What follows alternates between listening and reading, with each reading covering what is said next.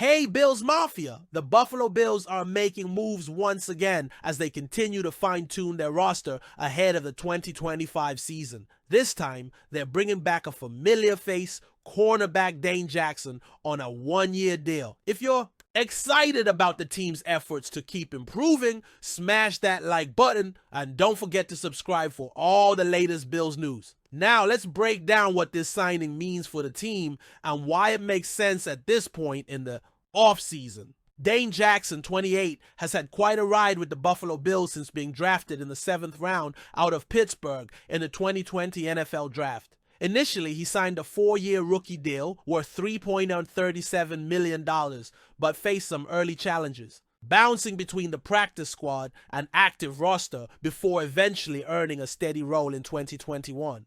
Jackson provided valuable depth in the secondary and started multiple games when called upon. Last offseason, Jackson left Buffalo to sign a 2-year deal with the Carolina Panthers. However, after just one season in Carolina, he was released. Now he's making his return to Orchard Park, where he'll be looking to reestablish himself in the Bills' defensive back rotation. Buffalo's secondary has seen some changes in recent years, and bringing Jackson back adds a layer of familiarity and stability. His experience in Sean McDermott's defensive system means he can contribute immediately without a steep learning curve. Jackson's versatility allows him to play both on the outside and in the slot, making him a valuable asset for depth behind starting cornerbacks Rasul Douglas and Christian Benford. With injuries always a factor in the NFL, having a reliable veteran like Jackson can be crucial. Now, let's shift gears and talk about the unfortunate news surrounding two other Bills offseason additions. While the return of Dane Jackson is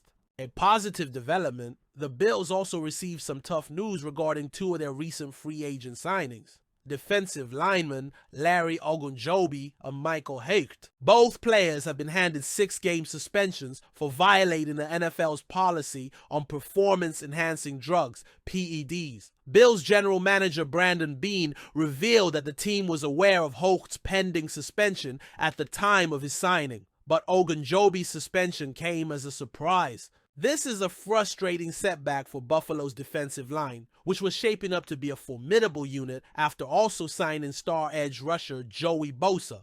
Losing Ogunjobi and Hecht for the first 6 games of the season means the Bills will need to adjust their rotation up front. The team still has solid depth along the defensive line, but these absences will test their early season resilience. Here's a quick look at what each player brings to the table. Larry Ogunjobi, a veteran defensive tackle with previous experience. In Cleveland, Cincinnati, and Pittsburgh, Ogunjobi was expected to be a key piece in Buffalo's interior pass rush.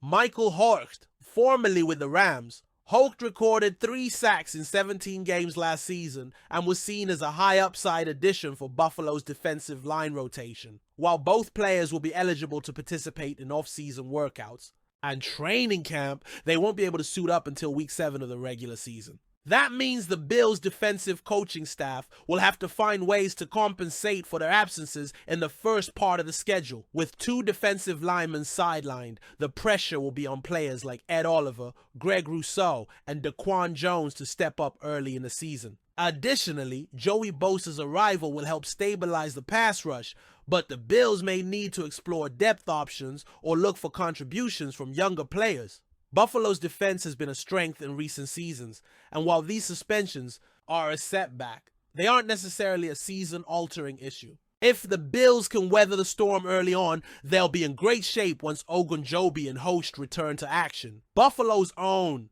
the man, the myth, the legend, Josh Allen, just secured his place as the face of the franchise for years to come. That's right. Allen just put pen to paper on a massive contract extension, and the most important takeaway from all of this? He wants to retire as a Buffalo Bill. Let that sink in. This isn't just another player chasing the biggest contract or looking for a way out when times get tough.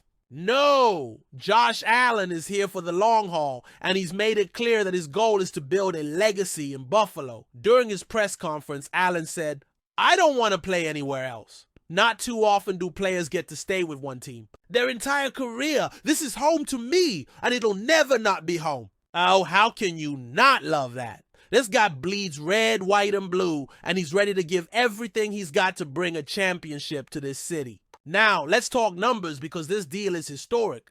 The Bills and Allen agreed on a 6-year, $330 million contract extension with a record-setting $250 million guaranteed. That puts him right up there with the highest-paid quarterbacks in the league. To put it into perspective, here's how Allen's contract compares to some other top QBs. Dak Prescott, Cowboys, $60 million per year, highest in the league. Joe Burrow, Bengals. Jordan Love, Packers. Trevor Lawrence, Jaguars. Josh Allen, Bills, all tied at $55 million per year. But here's what makes Allen different. He wasn't just thinking about his paycheck. He was thinking about the team. Allen even said, I understood the impact of getting an extension done. Create some cap space. That means more money to bring in key free agents and keep this roster stacked for a Super Bowl run. Look, I'll be real. Josh Allen has already proven he's one of the most gifted quarterbacks in the NFL. But despite all the records, all the highlight reel plays, and all the wins, there's one thing missing: a championship ring. And Allen knows it.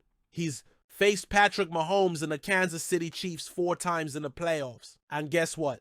We're still waiting for that first big win against them when it matters most. The AFC Championship loss this year was a heartbreaker, but Allen isn't dwelling on the past. He's locked in on the future, and he's more motivated than ever. Allen said, that's really the only thing I'm thinking about. Just trying to continue to get better and find a way to bring a Lombardi trophy to Western New York.